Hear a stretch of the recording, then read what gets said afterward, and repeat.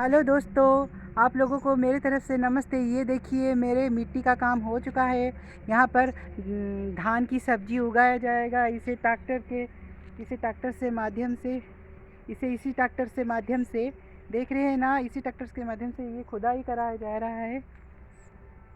आप देख रहे हैं, इस साइड देखिए, इस साइड देखिए,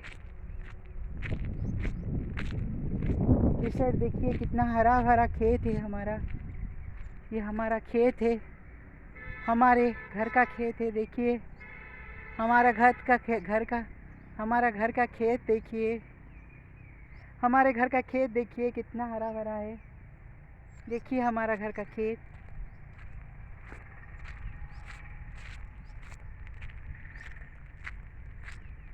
चलो चलते हैं हमारे घर चलते हैं अभी।